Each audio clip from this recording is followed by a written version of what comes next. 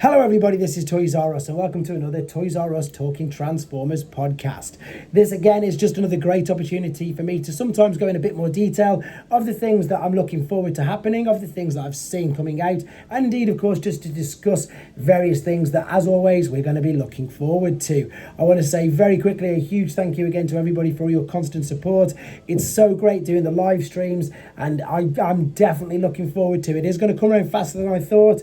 I'm going to be doing the 4 hours stream for 40k subscribers, so I look forward to doing that because I think that's going to come in before March, to be honest. So a couple of streams this month, again looking forward to it. It's great to interact with everybody on there and I really do appreciate just anybody who's willing to sit down and listen to me and indeed chat like we do. It's so much fun.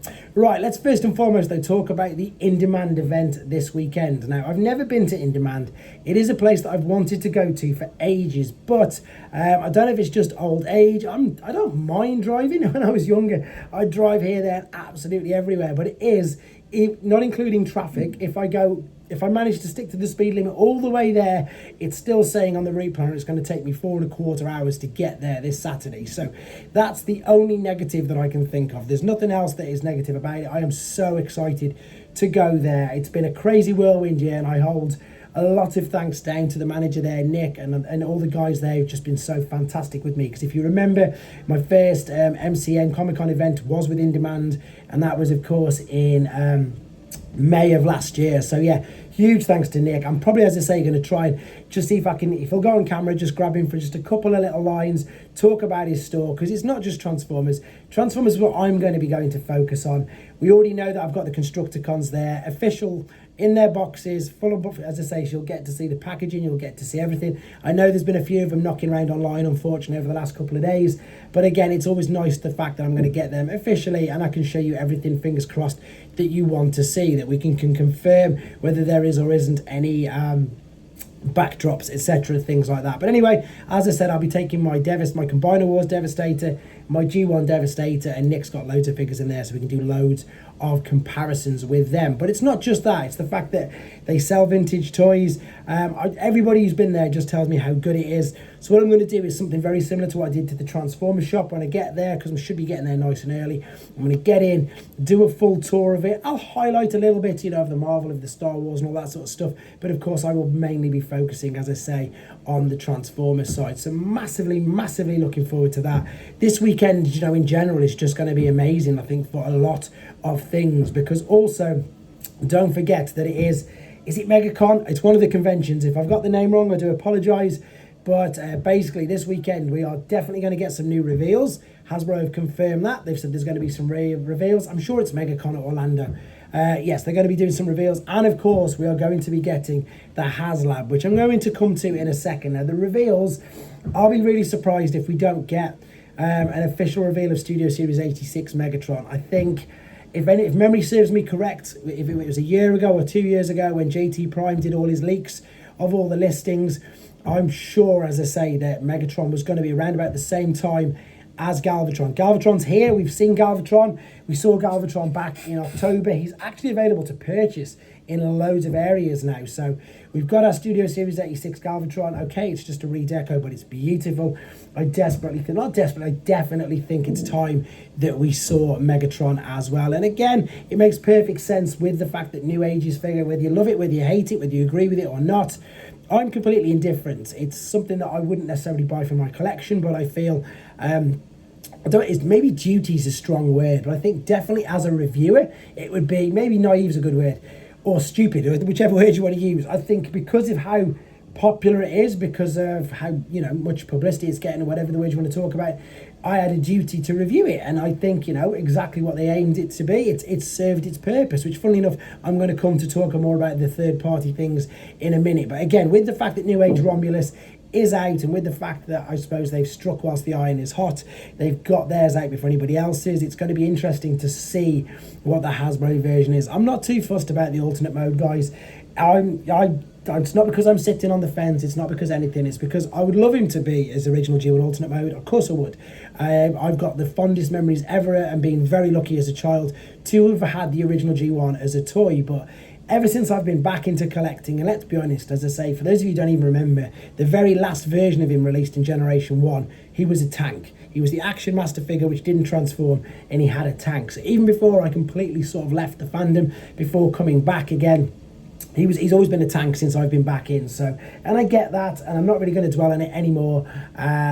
All I care about, and this is like with every single company, if you watch any of my reviews, and this, this is regards to anything, sometimes gaps in forearms, sometimes gaps in the back of the legs, sometimes unsightly holes here, there, and everywhere. From the front, if he's standing, looking good from the front, and he looks okay, or even better, obviously, with this particular figure, if he looks exactly like he did in the cartoon, I have got no issues whatsoever. And I know it's a get out of jail as well, but there's lots of other figures and other companies that will give you the versions that you want. So yeah, now hopefully we get a decent look at Megatron. I don't understand what the hold up is with regards to Studio Series 86, the rest of the Seekers. Usually when you get Starscream or whichever one, it's not very long before you get the rest of them. So obviously, yeah, I don't know what's the hold up with that is, so maybe we'll get some of them. And again, let's be honest, it's easy. It's an easy redeco. They've already got the molds and they will sell because people will buy them. Dirge obviously could get a redeco because he, any of the Seekers, Coneheads, whatever. I'm surprised we've not had more of them in Studio Series 86. But on to the Haslab. Everybody seems to be telling me, and this isn't Hasbro, by the way, everybody's putting in the comments on my videos that they think it's either going to be Leo Kaiser or some Japanese G1 figures. Now, I don't know. I'm pretty much adamant that Sky Gary's coming soon for the reasons that I gave in my video. I think there's too many clues. Whether or not, but the more I think about it, because of course with RID they did an Ultra Magnus and an Optimus Prime to combine to become a Haslab. Now because we know we're 100% we're getting Star Convoy, it's a possibility. I don't know how they're going to be working it, that they could do for the Haslab this time. They could do, right, here's Grandis and here's Sky Gary as a twin pack, exactly the same as what they've done with the one that we're waiting to get this year. It seems foreseeable. They do sort of combine with Optimus Prime. Again, if you don't know what I'm referring to, please do check out the Battle Stars platform video that I've been fortunate enough to do on this channel. They sort of combine, as in Prime will tow Grandis with Gary sitting on top of him. So it's sort of, but it is called the Battle Stars platform. So there's potential with that. I would love to see something more like either a Leo Kaiser or a Raiden, purely because they massively need. Well, Raiden needs, he hasn't had one. Raiden hasn't had anything in Generations, anything in CHUG, nothing, no figures. He's had the MPG versions, which again, some people really like, some people, I'm on the fence with them because I wanted them to be better. I've got to confess I wanted them to be better, but it's nice to have them as Masterpiece. And Leo Kaiser, the Combiner Wars version, which again, I do have, it's not Leo Kaiser. I've just reviewed the Iron Factory one. That's a good version, but I'll be honest, guys, I've said this, I had way more fun messing around, okay, all very tentatively and very, very delicately with the Kill Bison as his leg, but I had way more fun messing around with the original because it's genius. It's so, if you've not seen, and I've put a video up, and this isn't just a video of me telling you to watch my videos, the combining method of the original vintage Leo Kaiser is insane for its time, for how old it is, nearly 40 years ago. It's nothing like the other Gestalt. It's nothing like how they put together, the Scramble Cities, the way that the two jets combine at the back. It's genius. And if they do something similar to that, or I don't know, maybe we are going to exo or endoskeletons with regards to combiners. Superion's definitely the case, and indeed so is, of course, Menasor, because we've already got it. But if it's something like that, I do massively, on a selfish personal point of view, hoping that it's something more Japanese G1, purely because I can relate to it more. I did think, however, it would be something more movie 86 related, with it being the 40th anniversary. But I think they've covered all the big figures. In fact, Devastator's obviously coming out as normal. They perhaps could have left Devastator as the Haslab for 2026, but there's no other, unless it's Autobot City, which again, I just can't see that happening. I genuinely think it's not going to be a movie, nothing to do with the movies, which would have been great. So I'm, on a selfish note, for me, I want it to be Japanese G1, because Japanese G1 is just, it's growing. Third-party companies are taking on Obviously, I've just said Iron Factory have done their Leo Kaiser. Fans Hobby have been, really nailing the Master Force figures, etc. With the Jets. To be fair, they've done quite a lot of the Master Force figures. Metal Hawk is out this year at some point. We've seen loads of images of him. So yes, for myself, but again, it's 3 days away, so we will get to know exactly what it is, and I can't wait to find out what that is, and of course whatever else they do reveal. Funny enough, as I say, I'm sure they're going to have in hand, because I made a little note here, that I'm sure they're going to have all of the Age of the Primes figures on display and out in the cases, because as we've seen, if you're lucky enough to live in Australia, they're all out already. So that's a teeny bit frustrating that they're already out over there. Just again, it's weird. We've discussed this, I don't want to dwell on it too much. It's interesting, the distribution across the world, shall we say. But yes, Age of the Primes, and I'm also hoping because of this, there's going to be a few more Age of the Primes figures at Indemand as well, so I can have a look at them. So massively looking forward to things that I'm directly involved in and things that I'm not directly involved in on Saturday. So when I get back, whatever time it'll be really late on the Saturday night. As I say, if I stay at the shop till 6, I'm not going to get home till 11. So whatever I've missed, I will be doing constant updates as soon as I get in on that Saturday into Sunday morning. So, and I genuinely think, as I say, I've mentioned this before, this is going to be the year of the combiners, not just because of the official ones. We know we're getting Superior and we know we're getting Devastator. Moving on to things which is like Kang, have just completely out of nowhere. Didn't see this coming. We knew we were going to get Kang's take on Volcanicus. They've done obviously their crazy version of Predator King, which is Thunder King. Oh yeah, and of course Takara are going to be doing their version of Predator King as well, which looks really, really interesting. The T-Spark one. So that's another thing to really look forward to. But also, Kang have gone and chucked a huge, not spanner in the works, but a huge surprise with the fact that they're going to be doing a CHUG scale version of their Volcanicus. So for those of you who are unaware, it was only sort of revealed, I think, in the last 10 days or so. So obviously I've reviewed Steg Saro, which is their take on a Snarl. You can pre-order the rest of the members on Show Z, but again, a lot of them are now.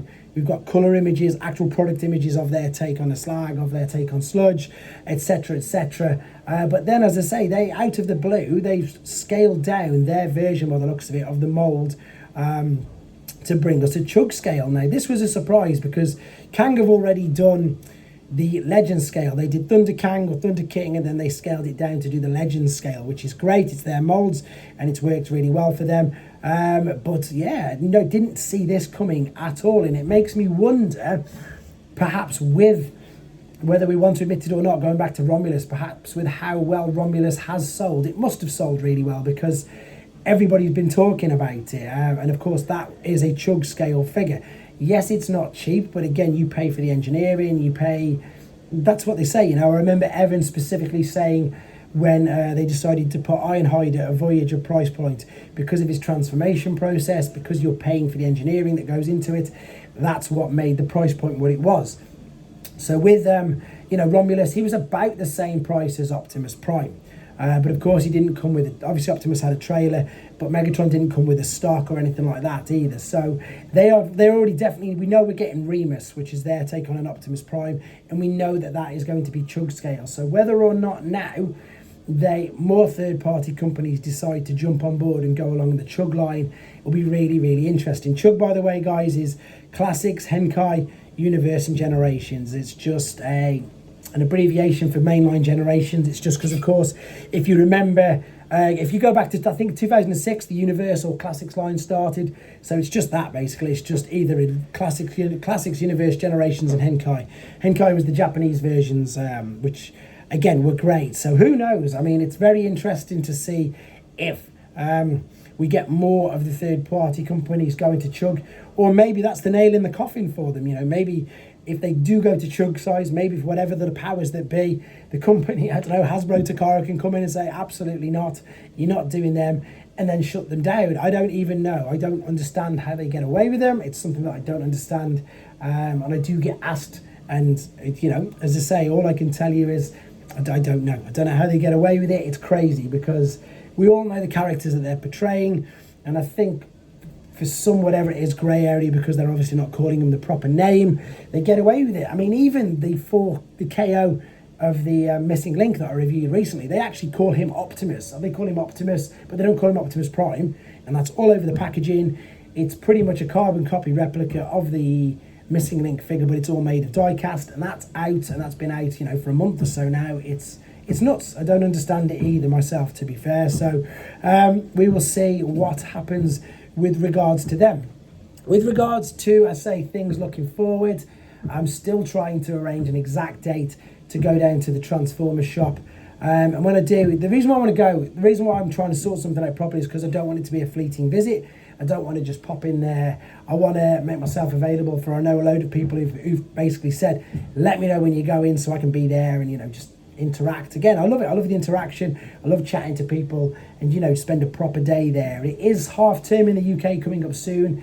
Maybe I'll take my eldest with me if I go in half term. If not, I'll pop day, and as I say, I'll spend a full day there, show you all the updates, show you all the toys that they've got there, etc. They've got Siege Jetfires in, they've got Generations figures in, they've got Studioseries figures in. They're doing exactly what they said they would. The thing is that they've got the opportunity to sell things that aren't just your run-of-the-day things, so it's nice that they've got a combination of everything. One other thing I did quickly want to mention here, talking about KOs and stuff, a quick warning in case you didn't know, they have managed to KO a Megatron, a G1 Megatron. Some of them have popped up on eBay. Now, I know a lot of people will be very pleased with that. A lot of people won't be, because it might devalue the figures that they've got. For me, I would say don't worry about the value anyway, because it's just about having something that you really enjoy. And I suppose if the Optimus Prime is a good example, because someone was really getting in a heated discussion with this the other day online, saying that it's going to massively devalue the Megatrons that they've got. And it wasn't me, by the way. But I don't think it will. Maybe initially, but I mean, a great example is you've got to look. You can pick up a KO Optimus Prime anywhere now on eBay for 40, 50 quid. You can still get them, but on the same hand, you can still spend 1,400, 1,500 pounds on a metal plate Optimus Prime, or, you know, even 400 or 500 on just a standard original Optimus Prime. So even though the companies do KO the figures, it may take a hit of the value just initially, but overall it doesn't really, you know, the values tends to go back up anyway. But it's not about the value. What I wanted to talk to you guys about is be aware, especially in the UK, if it's something that you're looking to do, because he's packaged in his gun mode. So if he's packaged in his alternate mode, I doubt very much that it will come through customs. I have friends, I don't know if I've mentioned this before, but if I haven't, or if you do know it, then you can confirm with me in the comments, please. I have friends who've brought figures from Japan, Megatron himself, and as soon as he come to customs, they've just seen the mode that he's in and they've just burned it. And literally, I've had friends, collectors, literally just show me the letters that they've got from customs saying, we intercepted the package that you got from Japan. We noticed that it had this in there and it's literally been incinerated. So they've managed to KO Megatron, but whether or not you'll actually ever get one in this country or not is another thing, unless you speak to the seller, and they've got to take them out of the box, and they've got to obviously transform them. That's exactly, unfortunately, what I had to do with my Browning. My Browning is completely unused, but the seller had to put him in robot mode, otherwise I wouldn't have been able to receive him. So something to be aware of with regards to that, guys, because I know a lot of people do want Megatrons, I know a lot of people do want G1 Megatrons, and the fact that there's a KO out there means that more people are going to be able to get one. But just be aware that if you are looking to as I say, to buy them, then it might not make it through its way through customs. I just wanted to add that on at the end, and I think that's where I'm pretty much going to round it up. As I say, I don't like to do much more than 20 minutes just yet. There is bigger plans for this particular podcast. As soon as I can work out how to use Streamlabs, etc., I will be getting guests on. And as always, guys, I'm always open for requests, open for, exactly that. You know, I'm getting through a big list of reviews that I've got done. I'm getting through a big backlog of figures that I'm still behind. But most and foremost, even though if you're listening to this as a podcast, you can't see my face, and even though I'm really tired, there's still a big smile on my face, and I'm just enjoying every single minute of this. And it is down to you guys for listening to me and for being there. And again, next month is my 5-year anniversary, which again, on YouTube, which is insane. So loads of special things coming up in March. 4 hours for 40,000 subscribers stream is coming up soon. Loads to look forward to, guys. I'm going to wrap it up there. As always, massive thanks, and I'll hopefully see as many of you at Indemand, at the Transformers store, and at any of the other events that I'm going to be at this year. But as always, guys, please take care, and I'll catch up with you soon.